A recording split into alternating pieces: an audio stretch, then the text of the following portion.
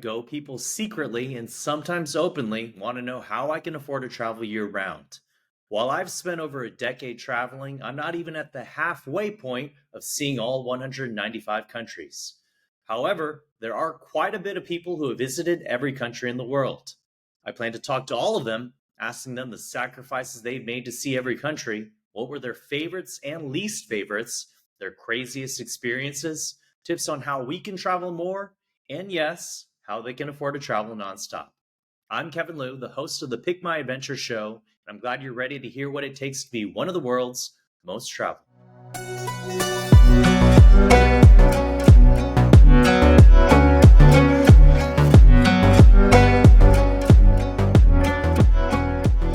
Hey everyone, I want to welcome Gina Morello to the show today. Gina finished visiting every country in December of 2020 in Mozambique, and she is currently living outside of Lisbon, Portugal. So we have a lot of great questions about overseas living and trying to make a life there. But also, first, let's start with how did you decide you wanted to see every country in the world? First, thanks, Kevin, for having me on. I really appreciate it. I'm happy to be here. Um, so I didn't start my quest thinking I would visit every country. It just kind of evolved out of a love for traveling. So I had gotten to about 100-ish countries around 2013. I was working as a consultant with a lot of airline clients, and my colleagues and I started um, just comparing notes, and we started counting countries up, and we went through the whole process not knowing that there were communities out there already. And so we, went through the back and forth, what list should we use, and this, that, and the other. And it was like kind of like a friendly competition to see who could carry on and visit more countries. And then around when I got to like 120 or so, I decided I might as well go for it and go to all the countries. And so that's how I fell into it. It wasn't something I started off with the goal in mind. I've heard that from a few travelers. So I spoke to Romaine Wells a few weeks back, and he's the first Black American man to travel to every country and first Caribbean man to travel to every country. And he said the same thing, that once he got to 100, he's like, I might as well just go for it, go for all of them now. Um, so as you were going about your travels and you decided, hey, I'm going to go to see every country now. How were you able to make this happen in terms of your work, your career? Like, how are you able to afford to do this? Right. Yeah, that's the tough thing. Most of my career has been airline related. And so I'd say the first half of my career I worked at the corporate headquarters for American Airlines. I know Romaine works for United Airlines. And Yes. so that certainly helped to get me started. I mean, I actually started with American Airlines and thought, well, I'll work here a few years and enjoy the flight benefits because you get free flights.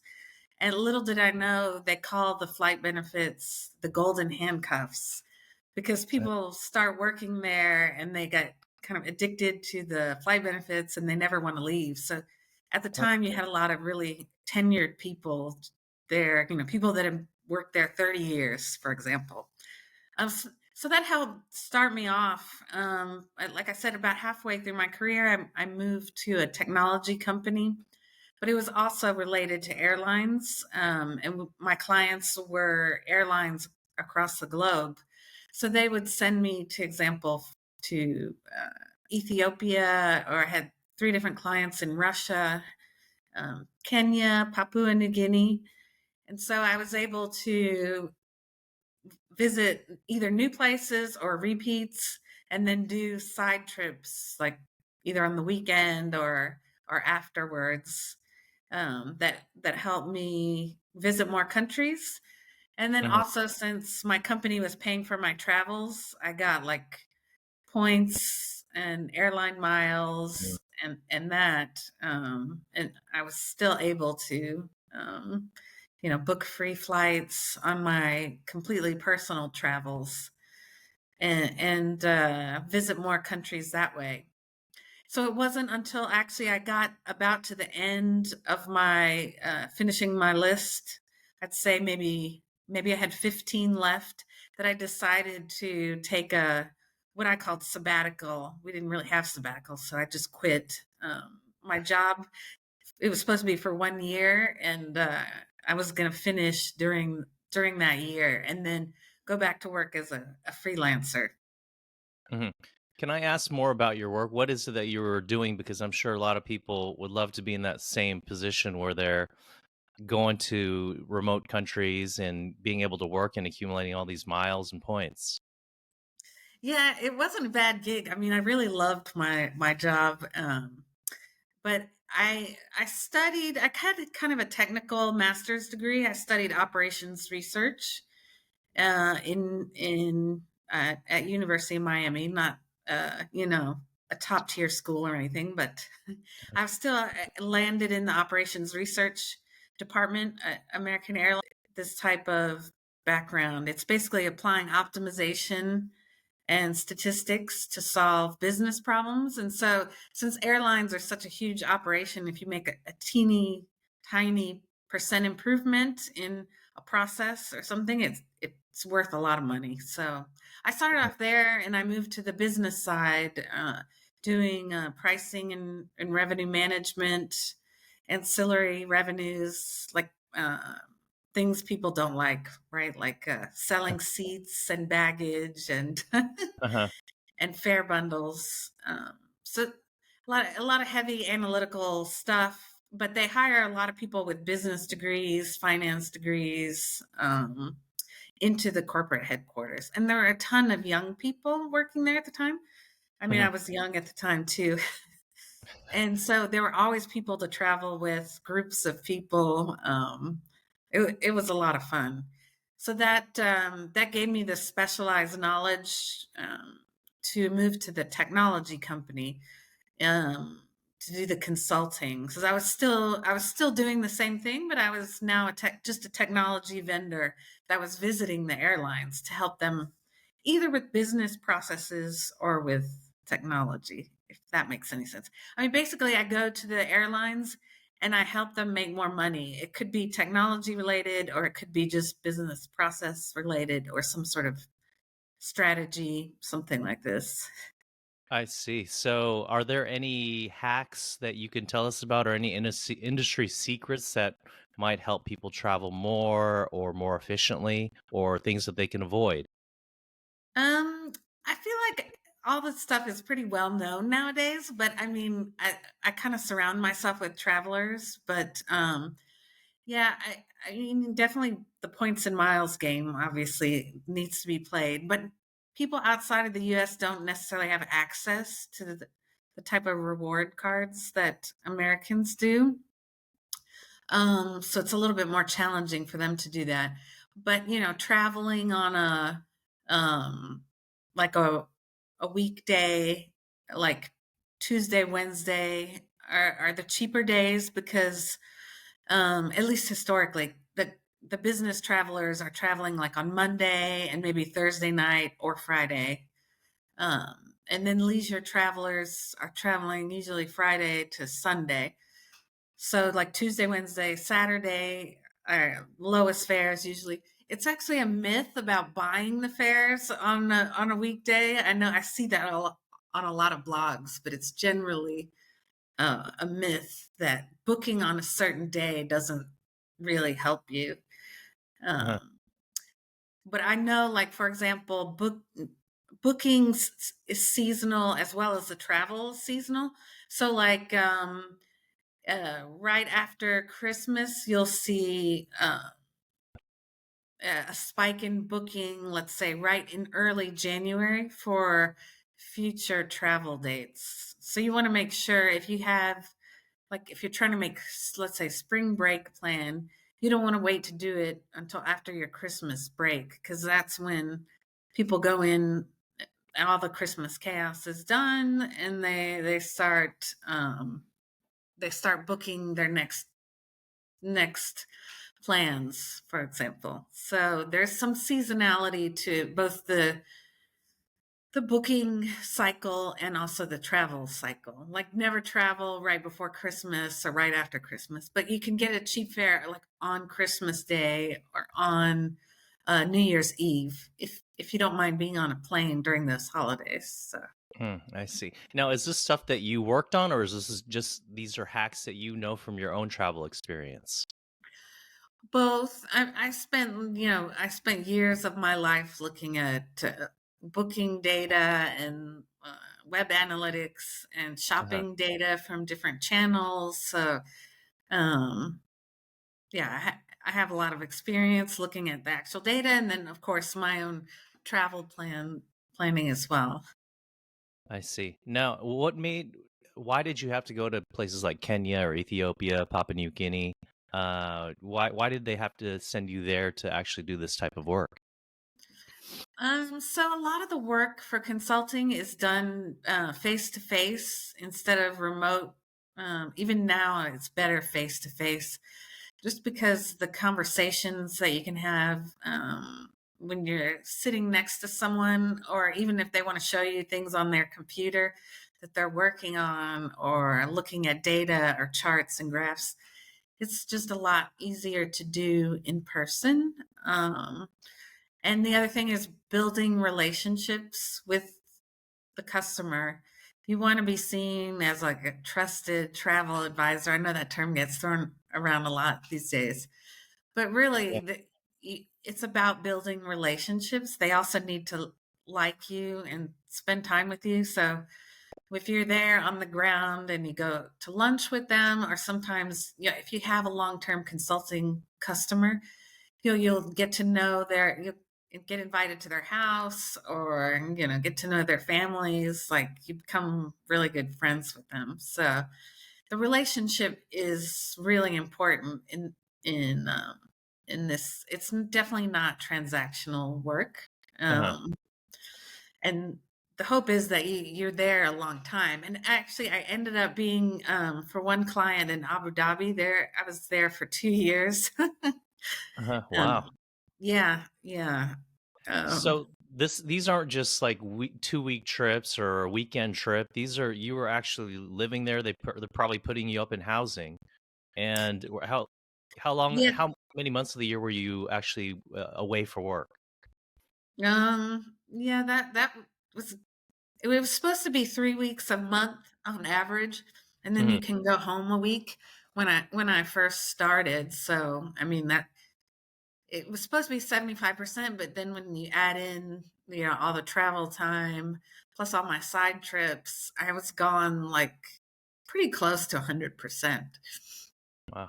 So yeah, there were quite a few customers that I basically lived there. Like I had a customer in Rome that I was there for 8 months. Also in Pakistan, I was there for about 8 months, and it's hard on your health because well, it sounds like you're complaining, but you're eating out. You're not eating healthy. You're not getting regular exercise. The jet lag is really terrible, and so I like my blood pressure was up, my weight was up, and it's just general Mhm. stress level was up. So it's not all glamorous, that's for sure. And it's also makes it hard on relationships at home or anywhere Yeah. really. That was a big downside. But that's true not just for business Mhm. travel. It's the kind of travel that we do necessitates you being away for a long time. Yeah, of everyone that I've interviewed, there was only one person who did it married, and I don't know if you know of Stefan Krasowski. Yes. Yeah, so he's the founder of Every Passport Stamp on Facebook, which is a great group. And his one thing that was a lead in for his travels was he did all of his travels via credit card points. And he did his while being married, and I just thought that was incredible because for me, I mean, I've only been to half of the countries, and I can't imagine doing it with a significant other because one, they don't, it's rare to have somebody who has a flexible schedule but also able to go on a whim. So it does really take away from personal relationships, being married or kids. So did you ever get married or have kids? Yes, I was married for 10 years, and I met my ex-husband at American Airlines. And so he knew I had the travel bug. And he went with me to the comfortable places. But then after a while, he got tired of like I think I broke him with the Guianas trip. We went to Suriname, Guyana, and French Guiana, Yep. and he did not Uh-huh. enjoy that at all. And when I started traveling to difficult places in Africa, he would just say, "Oh, I'm busy that week." I mean, he was joking, obviously, but he had no interest in going camping or on the more difficult trips. And he also had to plan in advance. His schedule was such that he couldn't just take a week off on a whim. But he was really supportive of me finishing my goal. He actually encouraged me to take the year off in order to finish the goal. But after I finished the goal, I think he expected me to be done with traveling. And for me, truly a lifestyle, and it wasn't a checklist. And it really made it clear to me that I wanted a flexible lifestyle, and I wanted to make a life that I could travel as much as I want and on a whim, if I needed to, and that I didn't want to go back to a full-time office job. I Yeah, I can't do that anymore. So Yes. yeah, the travel thing was one of the big reasons we drifted apart. We ultimately decided we Mhm. didn't have enough common interests, and we parted ways. We split up. It's been a little over 2 years now that we decided to split up. So yeah. Mhm. And what do you think after 2 years? Did you? I'm sure it was a mutual decision. Or but are you any regrets on choosing this lifestyle over uh, the relationship? No, I think everyone has to be true to themselves, and no, I think if I would have chosen to stay at home in Dallas for the rest of my life, I mean, we would have traveled, obviously, to some places, but it just didn't suit me. And it wasn't something I went in the relationship knowing, and neither did he. So I think it was a really good decision, and I don't have any regrets at all. Sure. So I have never been married, and no, I've realized that a lot of the reason is just because of the traveling that I do, and I feel one thing that you had mentioned that I feel bad for my future wife. Hopefully, if a dream of mine is to get married, so I'm trying to slow down my travels a bit and pursue that. And I started to think to myself, I'm gonna feel really bad for my future wife because all the exotic exotic locations are pretty much off the list. The Italies and the Spains and the Frances. And I was thinking to myself when I did Guyana and Suriname, and I really feel like those are only countries that a real traveler would enjoy or appreciate. Because for me, it was more like I just thought it was fascinating that you have these countries that don't speak Spanish or Portuguese in South America, and they're just a blend of so many cultures. And how those countries actually came about, these countries that are so small but nobody really knows too much about them. But I really, when I was walking around, I thought there's not a this is not a place that people are going to go to lay out on the beach, or has like a bustling old town, or some hip restaurants on a rooftop bar somewhere. But yeah, I thought to myself that it's going to be tough trying to complete every country. Although I don't know if I'm going to try to complete every country, but I do think the idea of it is fascinating. Um, so let's talk a little bit more about how you completed your trip. You said you finished pretty much during the pandemic closed period, where December 2020. How did you go about traveling, and what did you do? Well, let's start with what did you do during the pandemic? When the pandemic happened, how many countries did you have left? When the pandemic came, I had 4 countries left. And I had been in Russia, in Eastern Russia, uh, with some friends, and I was transiting in Moscow. I was on my way to South Sudan, which would have been a repeat, actually. But I wanted to see, the first time I went, I only saw the Mandari, and I wanted to see more of the tribes. And so some friends were going to see 7 different tribes. So I was in Moscow, and that's when all the countries were shutting down. And I said, "Yeah, probably not a good idea to go to South Sudan." Um, and I went home instead. Yeah. And then I decided I was going to go for the 4 countries, which were Cabo Verde, Nigeria, Namibia, and Mozambique. So I was just waiting for each one of those to open up, and I was checking all the resources that I could. So EPS was one, but there were other Facebook groups, and the IATA Timatic application was really a lifesaver. In that was the system of record that the gate agents, or sorry, check-in agents, look at to see what documents you needed to get into a country. And it still is. It was before the pandemic as well. Um, Mhm. and so sometimes actually I would know a country was open and it wouldn't be updated in Timatic. And so I went to Namibia first on short notice when I saw it opened.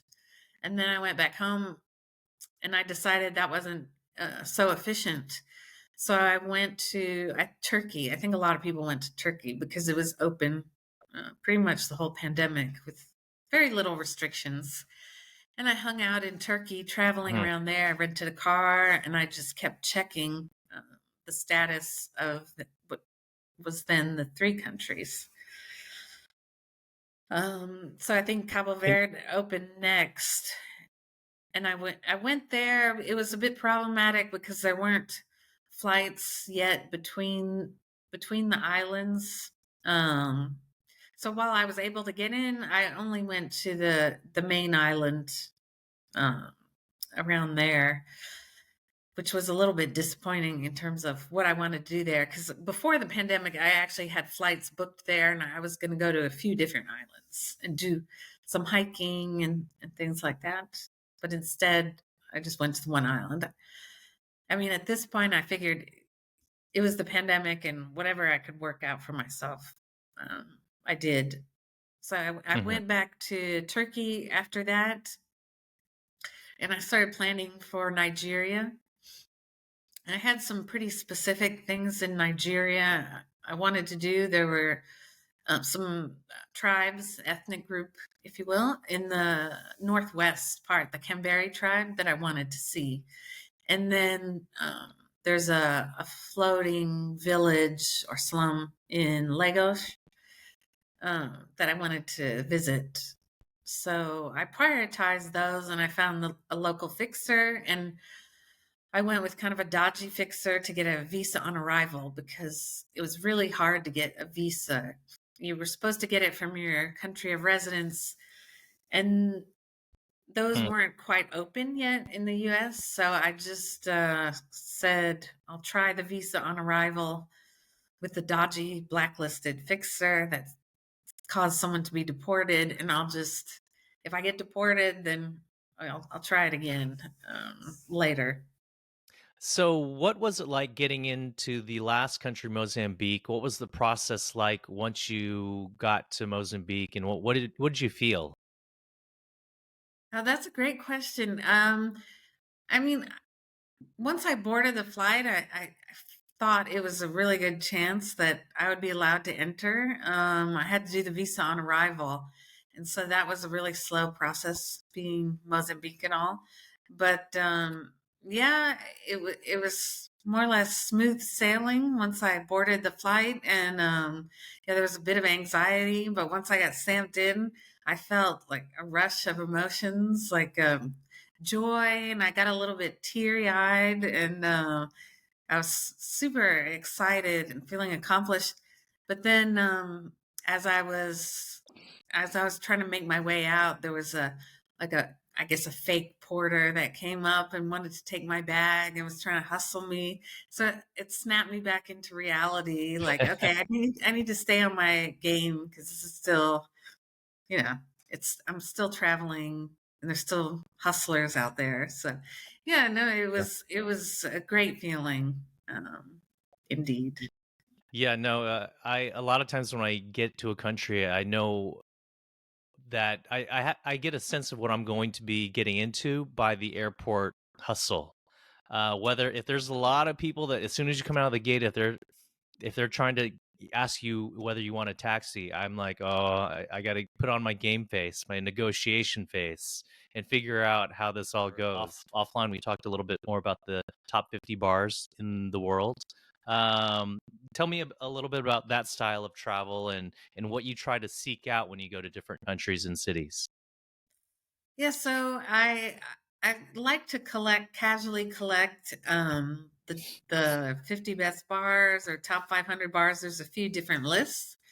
And so I won't go to city just because they have bars on the list, but if I find myself in places with the bars, then I definitely make a point to go. So that's fun. It's there's several like in Lisbon, for example. So I've been to those several times, and yeah, it's just again, it's another thing to collect, and I like the fun of it, and it's another small community. They all know each other. So I was just in there's a Ulysses bar. It's in Alfama of Lisbon area, and it's a really small. It's just four seats, and I was there talking to the guy, and he knows.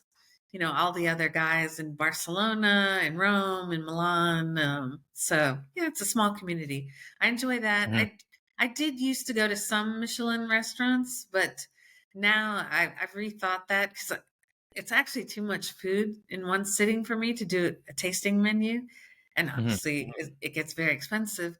So now I seek out more local recommended restaurants and also local bars too.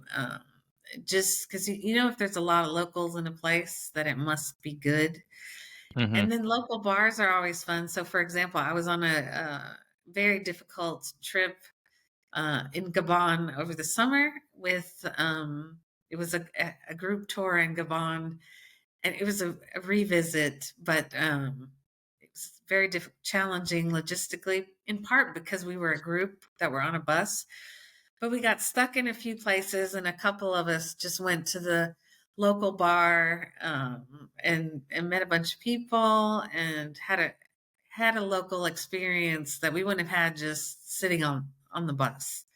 So mhm, yeah, it's a great way to connect with people and see what they're eating and drinking and have a good time. So everybody loves food and drink, and you can learn a lot about a culture just from what they're eating or the way they eat it. For example, like in Lisbon, for example, bacalhau is very popular, and there's a lot of history behind that. I actually, unpopular opinion, I don't like it because it's uh-huh. salted cod that they basically rehydrate and Oh, cook. that's right.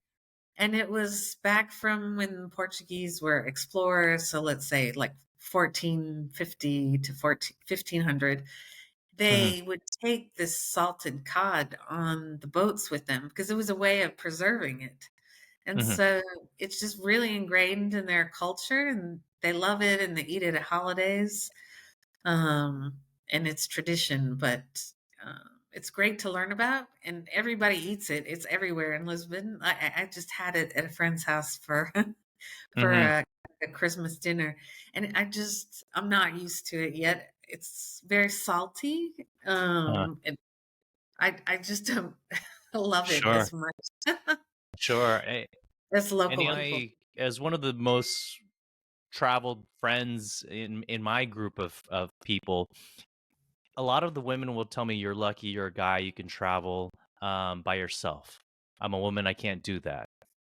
What do you say to the women out there who say, "I it's not safe for me to travel by myself," or that I can't do that? Well, I would say, yeah, if you dig a little deeper, you can travel by yourself 100%. I mean, there are more challenges for sure with being a woman. Yeah, definitely.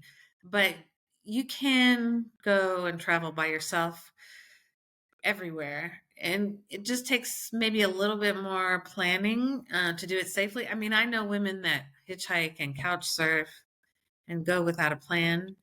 But I think it's prudent to have a plan in many places, even if it's just having someone pick you up at the airport, like a trusted car booked in advance. Um, I know that might be a luxury for some people, or if you can book a tour. But there's ways you can be safe. So one of the things probably wouldn't be don't go to a local bar and drink with the locals by yourself as a woman at night. Uh-huh. So you have to be a little bit careful about that. Um, but yeah, so planning transportation, making sure you're not alone at night in a a dark alley, things like that. Things you would do anyway in a big city. You just take those precautions.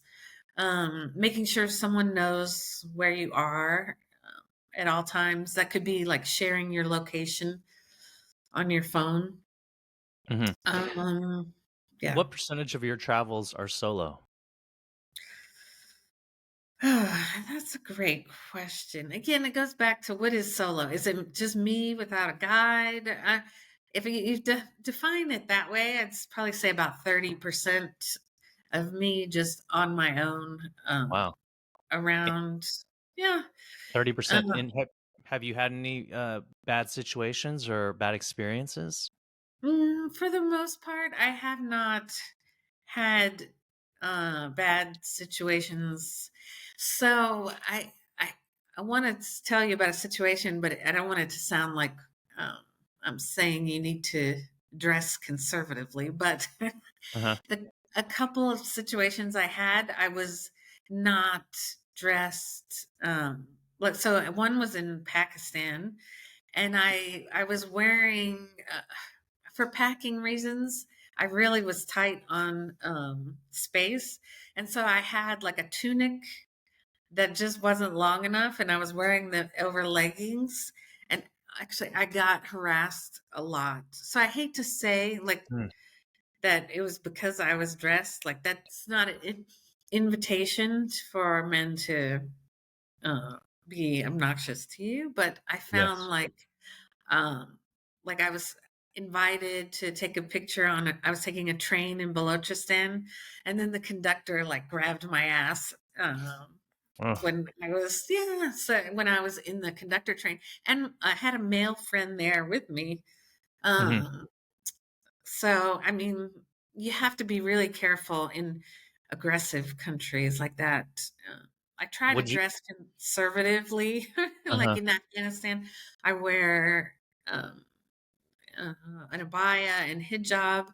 I did Mhm. take my abaya and hijab off for photos when people weren't around. So, like in Bandamir and Bamiyan, when there's no one around, I pulled it down and took quick photos.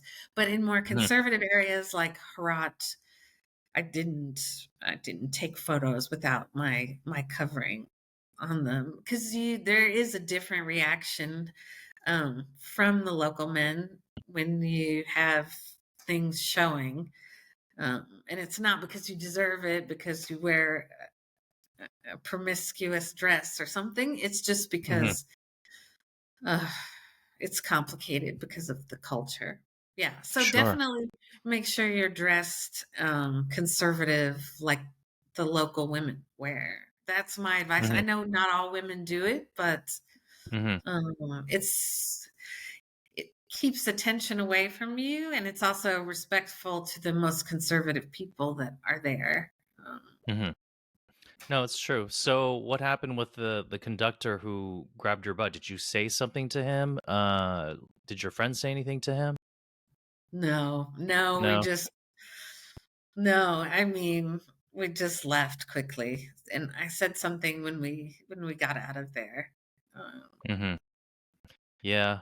No, sometimes you see some things that are wrong or inappropriate, and yeah, these days I always try to say something or do something if I see something wrong going on, but I think in a lot of countries things aren't offensive as they are in another person's country.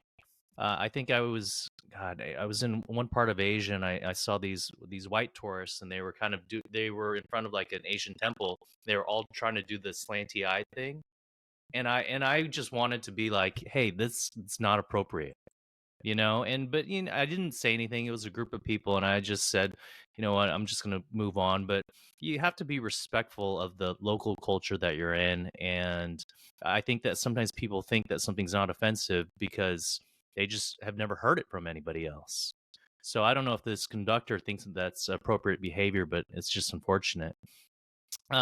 So let me yeah. ask you everyone's favorite question, but I know it's very difficult for world travelers, and that's No, what's your it's favorite country? you. Yes. What's your Yeah, favorite that's country? Yes.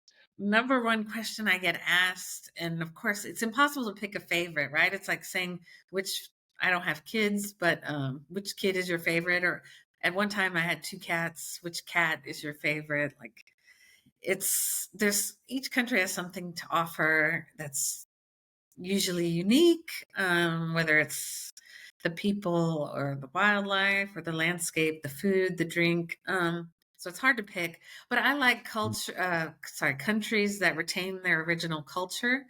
So Mhm. I'll name a few. Like Ethiopia is up there for me because obviously they've retained a lot of their local culture and customs, and it also has amazing history and unique food and some wildlife and landscapes. But I like Yemen and Afghanistan and Pakistan, places like that for the same reason. They have their original culture. It hasn't necessarily been westernized completely. Um, I mean, in some place, the big cities. So, for example, Karachi is pretty much westernized.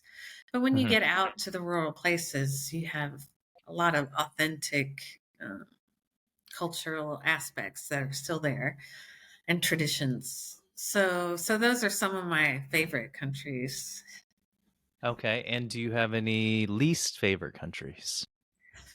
Yeah, I don't like this question either because I don't like to pick on any, but I have answered it before. So one that came to mind was Equatorial Guinea. I've been there twice now. So the first time I went, I found it extremely unfriendly. And but there's a history for that, right? They were a closed country for so long that they weren't used to tourists, and especially not Western tourists. But eventually, they started issuing visas for tourism, and they made American citizens visa free for a while, up until maybe this summer.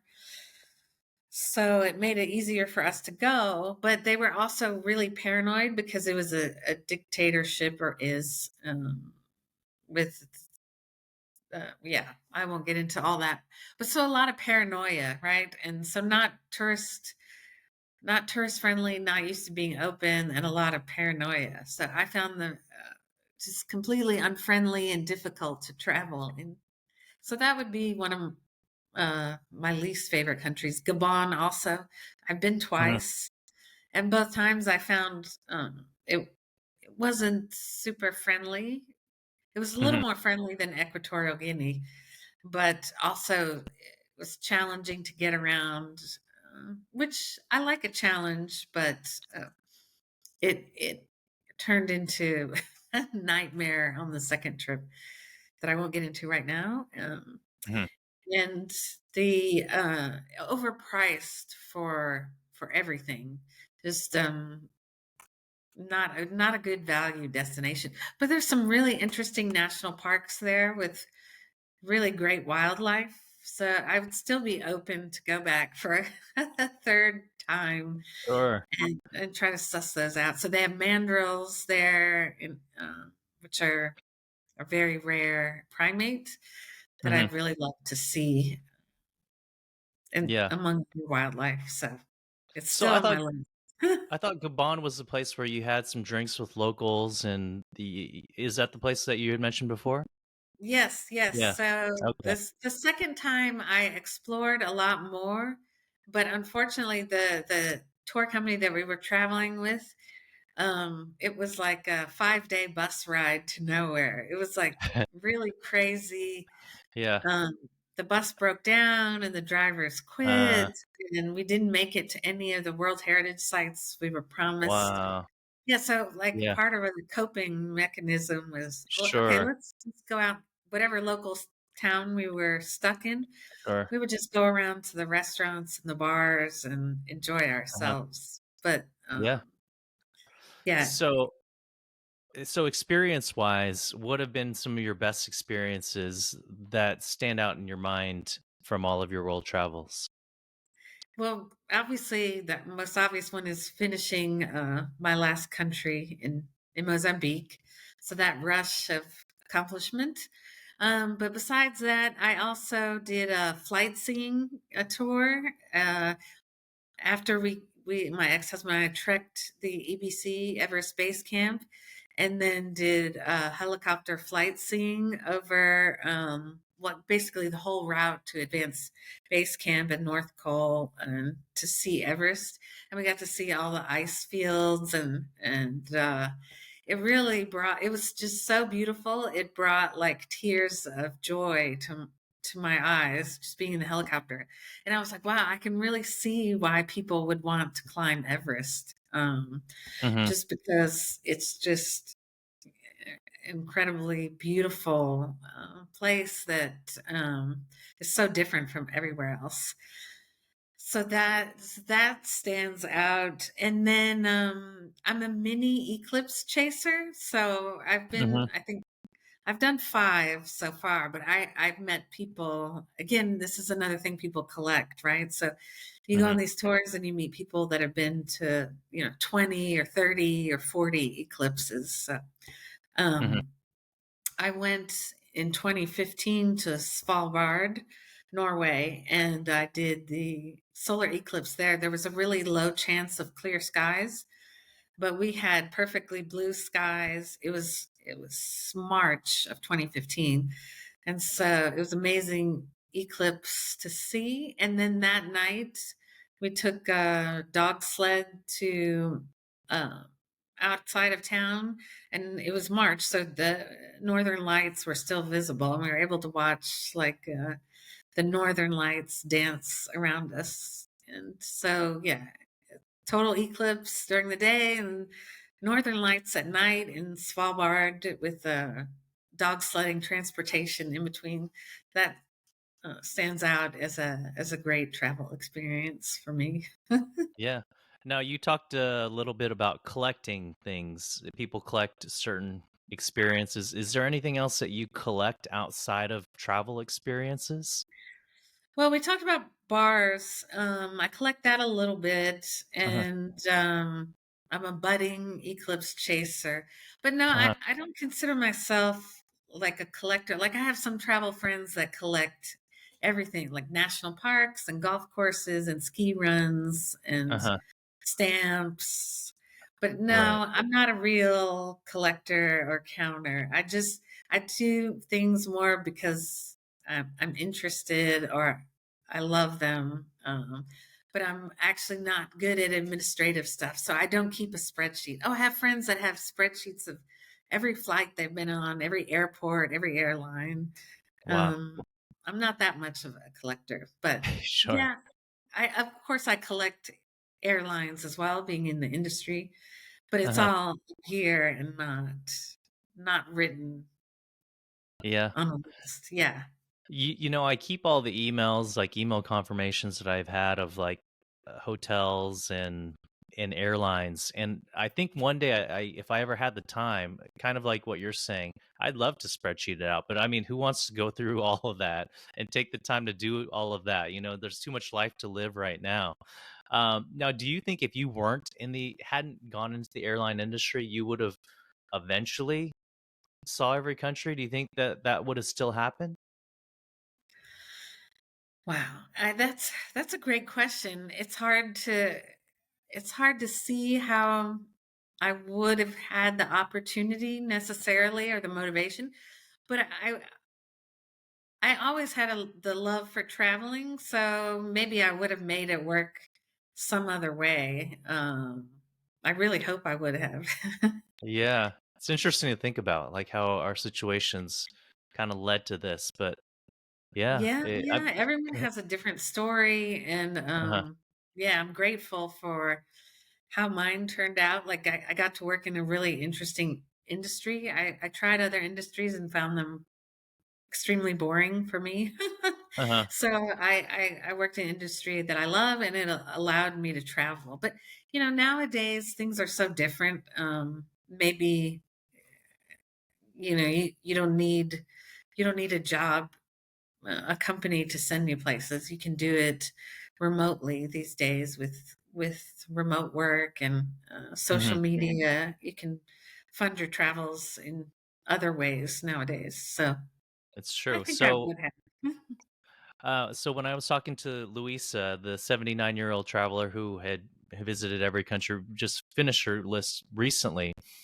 She is still working right now at 79 years old. And I told her, I said, with the amount of attention that you have, you're an influencer now. If you want to travel for free and quit your job, I'm sure that many travel agencies, many countries would fund your travels to their country to come visit.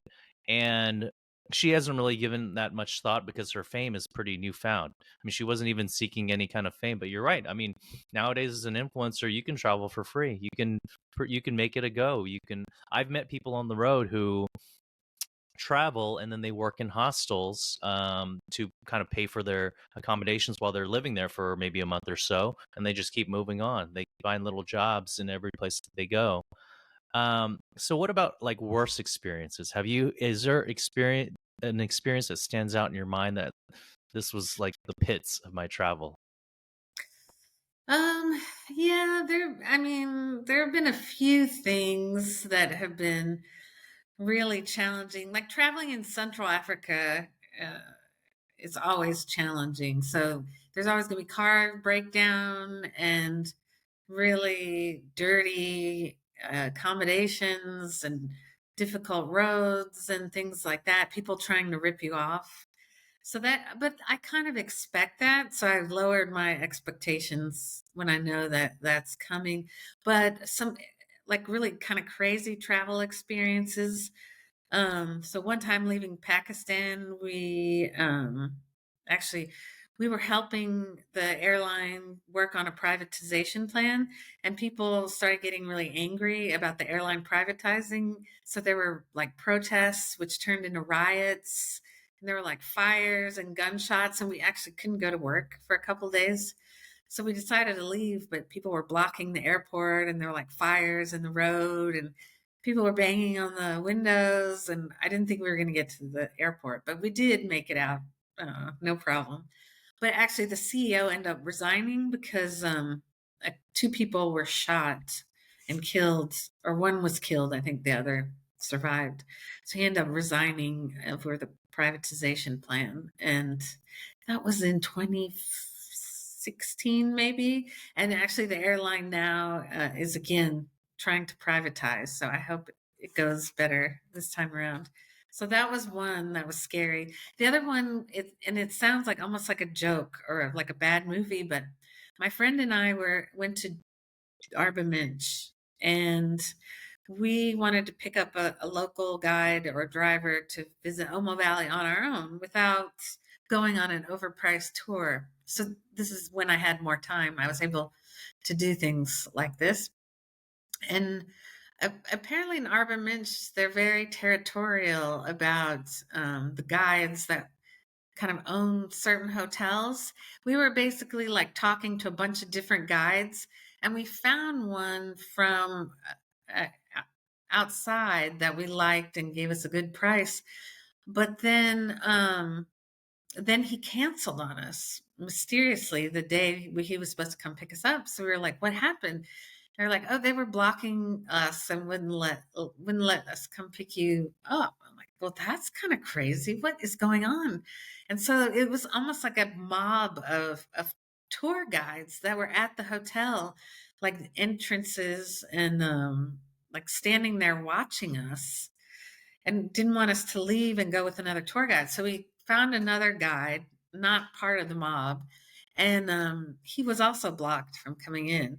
So we hatched a Mm. plan to meet him at a different hotel. Like, okay, let's just get out of this hotel because this hotel's crawling with these mob tour guides, and Mhm. it sounds like something out of a movie, right? Like we had to find they were blocking the exit when we were leaving. We had to find a tuk-tuk that was willing to take us, and they were harassing this guy. And they followed us to this other hotel, and they ended up getting kicked out of the hotel. The manager came. It was really crazy. So finally, this local guide is still working with us, or sorry, driver, and he says take a bus to not Tromso. Tromso is Norway, but there's another little village nearby, like an hour or two by bus, and I'll pick you up there.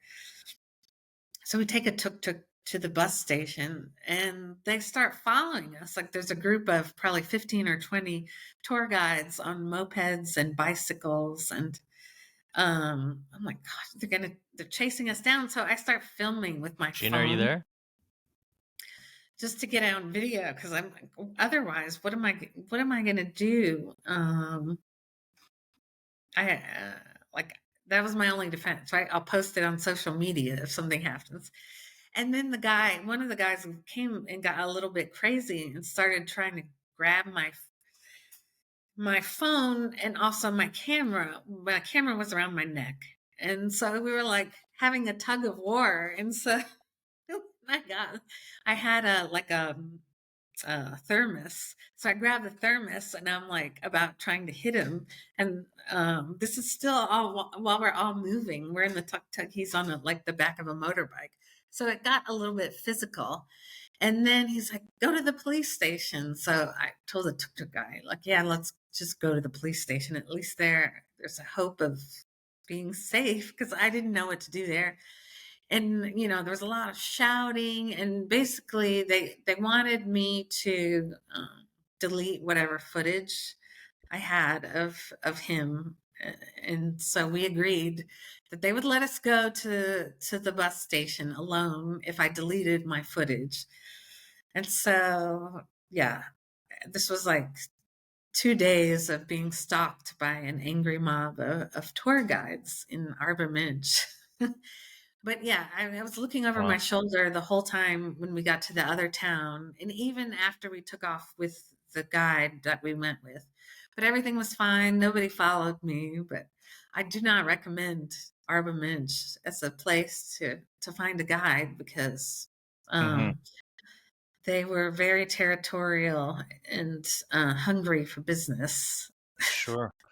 To be honest with you, I've never heard of Arbor Minch. Arbor Where Midge. is where? It's a couple hours from Oma Valley, so you would really only go there or Jinka to go to Oma Valley, and there's a lot in that region, the southern Ethiopia, so you can I go see. to. Yeah, Yeah. there's a lot to see. I've spent quite a bit of time in Ethiopia for work and for Yeah. pleasure, and Uh-huh. there's a lot to see there. Oh well, it's one of my favorites, as I Oh, mentioned. that's right. So. Sure. And I was So, gonna go back, yeah. but not to Arbormanch. Okay. Sounds good. Although I don't know if that's on a lot of people's lists. Um, so Gina, let me ask you, what does one do after they complete every country in the world. In December 2022, you've gone to Mozambique. What does one do afterwards? Did you have ideas, or what have you been doing? So yeah, so my favorite answer to that is whatever I want is what I'll do. Like I don't have to adhere to a list. I'm not necessarily checking regions, or like I said, I'm not collecting anything else aggressively. So yeah, one thing I do is repeats. You mentioned earlier in the conversation about your future wife won't be able to go to, let's say, Italy or whatever, but you may meet friends or your wife or something and be like, oh my God, I would go anywhere with you. Or even friends. Like my friends will ask me to go to places, obviously, that I may have been already. I'm like, yeah, that would be so much fun with you.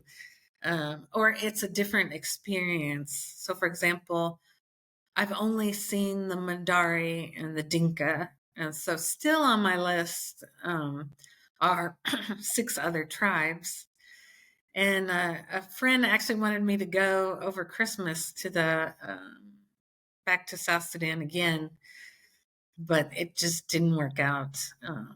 So one thing is things I haven't seen, like tribes, or experiences I haven't had, festivals, for example, or places with people that I like to travel with.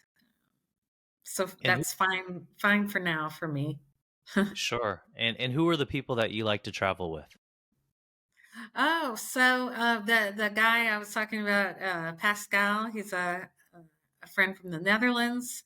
We like to photograph tribes, and then like I'm going to visit Jackie and Gunnar in Oslo right after Christmas because it's actually going to be a birthday for me.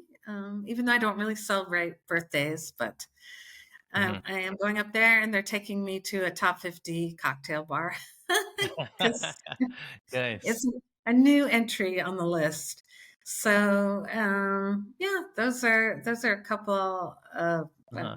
my friends, but I have a lot of travel friends from the various communities that that Hmm. I do trips with. So in a few months, I'm going to Syria. I won't say the exact date, but Hmm. with Harry Mistidis, the founder of Nomad Mania, and he's Hmm. organized a couple of small groups. So I'll be traveling with him.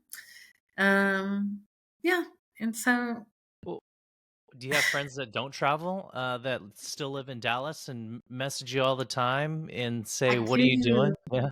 Yeah, so I didn't get to talk about that, about the difficulty in not just my ex with my ex-husband, but even with non-travel friends, or that could be here or they could be in Dallas. It's really hard to maintain relationships. So I do have friends and we travel together, but just to normal places. Like they've come here already, and we've done other trips like to Scotland, for example. Uh-huh. But you have to make a serious effort in doing it, maintaining those friendships. And when you're at home or together with them, you have to make an effort to be present, as we talked about a little bit before the in our pre discussion. Put the phone down. I think the hardest thing for me actually is the jet lag. So if you're gone for 3 weeks and then get back to, let's say, Dallas, and you've been on a 12-hour different time schedule, it's really difficult to stay awake and go out and do fun things with your friends when you're not falling asleep No, due to jet lag. Yeah, yeah, it yeah. makes it really challenging. But no, my good friends are really understanding about it. And people that I've just met here, they get to know me and they think it's interesting. So they're understanding too. I think most people are understanding if you explain it, and if they're a true friend, they get it. If they understand, they make it work. No, it's very true. I always try to come back to the States every no more than 2 months, just because I have nieces and nephew that I want to see, and I all my family lives out here. But when I'm here, I do spend a lot of time trying to meet up with everybody because I don't spend any time talking with people when I'm traveling. It's just too difficult. The time change. I actually get a little bit sad too because sometimes when I'm here, I'll see friends getting together. They have kids. They're married, and I I sometimes feel like that life is not that it's passed me by. I mean, mine's just a little bit delayed timeline, but a lot of times they say, "We didn't invite you because we didn't know that if you were in town." And Yeah, people stop calling when they think you're always gone. Yeah, it's true. yeah. But you really do have to make an effort. So when I'm here, I try to call them. I try to set up, a dinner or a lunch or something just because I do miss them. It's just we're just living different lives. What Yeah. made you decide that I want to try to live in Portugal? Well, so in 2021, my husband and ex-husband, decided to split up, and I wasn't as I, I was trying to do freelancing, but I didn't have an office. I didn't have much work or any work, and I certainly didn't have an office to tie me down. So I thought about. I wanted to leave Texas. It was more than time to leave Texas. And the only person that I thought about moving close to would have been my nephew, but I really wanted to move abroad because I had never lived abroad officially, even though I had worked abroad as for long-term consulting assignments. And I thought it would be the right time to do it, um, rather than settling in a new place and thinking about it for later, because later may never come.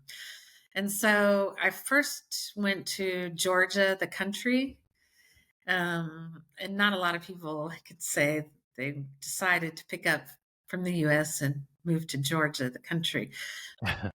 I went there because I really wanted to do some traveling in the area. I had it booked, some Russia travels and Caucasus travels. And Georgia's just a neat little country. There's endless things to do in terms of nature and hiking. And the food and wine are great. And so it's also visa free 1 year. So you don't have to do any paperwork. You just show up with your bags. I actually sold my car on the way to the airport. There's a Mhm. CarMax near DFW. So I went with my Wow. luggage Yeah. to CarMax and then went on to the airport, and I arrived there. But unfortunately, it was right before the war started. Mm. And so, for many reasons, I was unfortunate, but a lot of people came to Georgia for the same reason I did, the visa free 1 year. So a lot of Russians were fleeing their country because they didn't agree with the war, and also Belarusians and some Ukrainians. So the prices shot up, in terms of housing. And actually, I never even got any housing because I showed up with the plan to Airbnb until I decided what area I liked, and then I would get an apartment. But the apartments became really scarce, and if you could even get one, it was triple the price that it was when I Mm. first arrived. So that's when I decided, after a few months, that I would start working on a proper residency permit for Portugal. Quickly, well, what is triple the price in Georgia for an apartment? So when I first started scoping it out, the price for an apartment in the city center would have been $400 to $500 a month for just a Hmm. normal apartment, not Hmm. a dump or not nothing luxurious, just regular.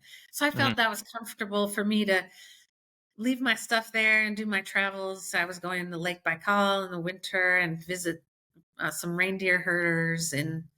in the middle of nowhere in Russia and visit all the Caucasus. And so that was a manageable price point for me. And then it was more like $1,500 for Wow. not so nice apartment. Okay. And at that point, I thought it doesn't make sense because Georgia, it's a great place, but long term, it's just a little bit developing still. And that's one of the reasons they weren't admitted to the EU, in addition to some ties to Russia still. But it's still a developing country. Like, at least once a month, there was some basic service that was out, whether it was water or electricity or something Hmm. like this. So, and there's not always great substitutes for Sure. Western products that you were looking for. So Yeah. I went to Turkey a couple times to take care of a few things that I couldn't find in Georgia, for Mm. example.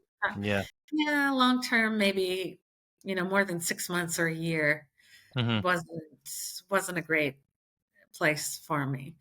So Yeah. after about Okay. 6 months, I really started my project to move to Portugal, and it was a project where you have to gather a bunch of paperwork, and I did it myself. I didn't hire a lawyer, um, but yeah, there's a list of things you need to do to immigrate to any country. And yeah, so I started that project. I ended up getting the visa in late October. And so I moved back officially in November. So I did it all while I was either in Portugal or just traveling on other trips. Hmm. So that made it extra extra challenging. No, that's great. Well, Gina, I know we've gone very long in the interview. I want to ask, where can we find you online to see more of your travels? Will you be documenting anything about life in Portugal? Yes, so I have a blog and I have Instagram. Those are my main two and Facebook. And Uh-huh. those are both just adventurous. Gina is the Instagram and Facebook handle. And the blog is adventurousgina.com. Uh-huh. And yeah, I don't have a regular cadence for posting, but I try in between work and travels to post both my travels and some things here from Portugal. Like I don't know if you're into surfing, but there's a local surf place, Nazaré, that has some of the biggest waves in the world. There's actually a world record of the biggest surfed wave in Nazaré by a German Wow. surfer. And the Yeah. season is the winter. And so last year I signed up for big wave alert, and it tells you when the forecast is going to be big. And so like Friday and Saturday, there's supposed to be 15-meter waves. So that's like 45-foot waves. Wow. Yeah, so I'm heading out there and hopefully I'll get some good footage. Like, I'm not sure I'll be able to get drone footage because it'll be really windy and there'll Hmm. be a lot of media out there and they might have, personal drones shut down. I'm not sure about that. But I have my camera and my phone, Yeah. and I'll be posting whatever footage I get because I'm super excited. I'm not a surfer. I Hmm. always wanted to learn to surf, Hmm. but it didn't work out. Like I went to El Salvador to take surf lessons and the weather was bad and I haven't Yeah. done it yet. But anyway, so I'll post that on my Instagram for sure. Maybe write a blog post about it. Gina, it's been so great talking to you, and I am so excited for your new life in Portugal. And I actually go to Lisbon often, so I'm sure next time I'm there, I'll hit you up and maybe we can show me some of these top 50 bars and maybe even a Michelin restaurant. Yes, absolutely. We'll go to Yeah, the Red Frog, Speakeasy, and yeah, Ulysses. And yeah, definitely contact me. A lot of travelers pass through here, so I always try yes. to get together with them or whatnot. But yeah, thanks so Good. much for having me on. It was a lot of fun. I enjoyed it. Good. Remember, you can find more information about today's interview subject at pickmyadventure.com and discover more interviews. Don't forget to subscribe. See you next time on Pick My Adventure. I'm your host, Kevin Liu. You can find out more about me on Instagram at Pick My Adventure Traveler, where I let you pick my destinations and travel activities through polls.